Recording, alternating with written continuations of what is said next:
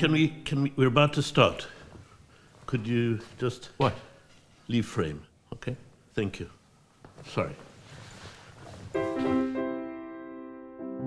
William Kentridge. I'm an artist. I live and work in Johannesburg in South Africa, and I work in a mixture of drawing, animation, theatre production, all of which are mediated through the activities of the studio in Johannesburg.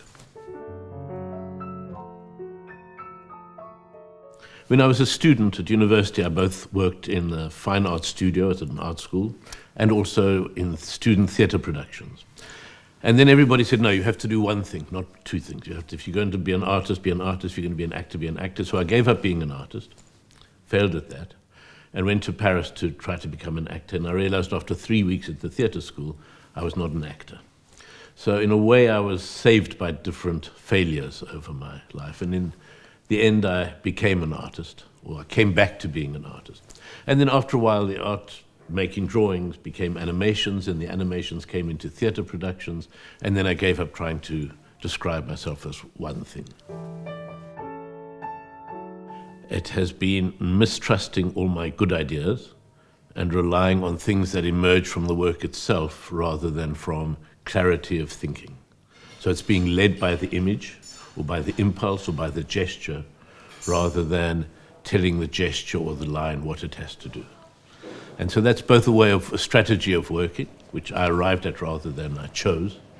I discovered many of the things that were interesting in the work came not because I'd had a good idea, but because I hadn't realized what I was doing. And it took people outside of me looking at the work to show me what I had been making. So that gives me great confidence in a different kind of thinking and a different kind of making sense of the world, which has to do with the category of recognition more than the category of knowing. There always has to be a meeting between something from outside the studio, some general question in the world. Is it about desire? Is it about conflict? Is it about colonialism? And some technique in the studio with which to think about it. Is it charcoal animation? Is it a kind of theatrical performance? Is it the wearing of cardboard masks?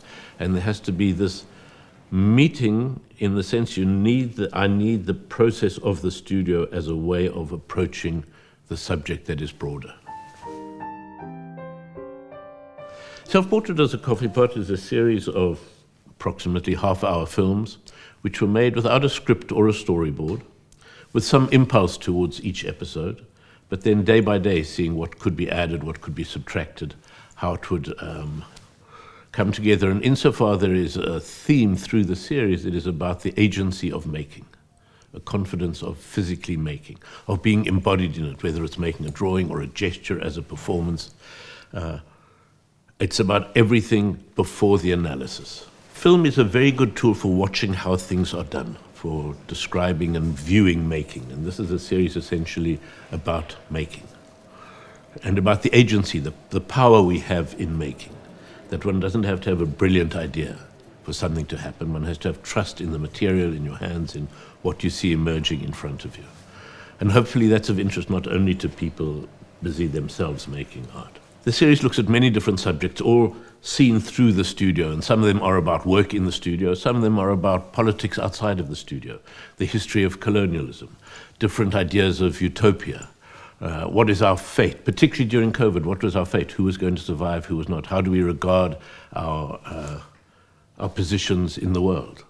These all came into the studio and then get cut up, rearranged, and sent back out, in this case, as a series of 9 half-hour films.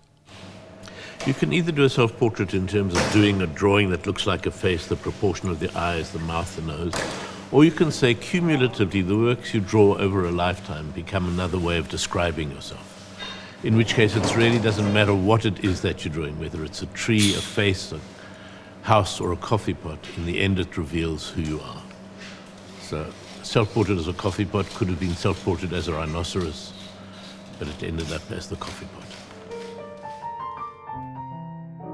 The episodic format is because this new form of looking at film material, which has emerged in the last 8 years, I guess, or 7 or 8 years, where you don't have to have a project that will interest necessarily the whole swathe of one particular broadcaster, but you can find your audience, and a large audience, from many different places around the world, which cumulatively make a substantive viewership and make it worthwhile for someone like MUBI to show a series without knowing you have to get everyone in the United States or everyone in Britain to watch it on a channel. It also has to do with the flexibility of either choosing to watch it, as one does a drama series, 8 episodes over a weekend, or breaking it up and watching half an episode and having your coffee and coming back to it or not, or being able to do it at your own pace. So this new flexibility of viewing made it possible to think of this series in this way.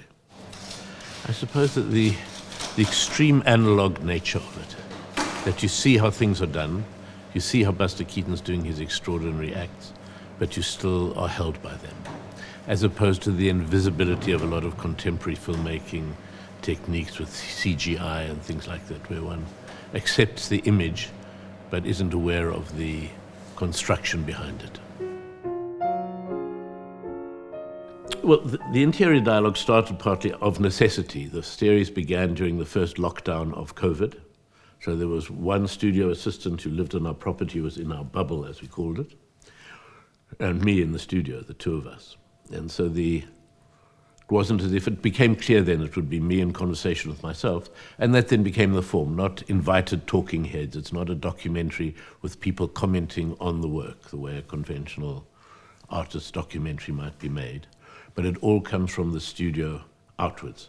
It wanted to show the process of thinking rather than other people thinking about what it was that was being done, to try as far as possible to show the mess before the image is made, and which corresponds always to the mess inside us, the different impulses and thoughts. One final statement comes out, but behind the statement we say are many possible iterations which bubble around inside us.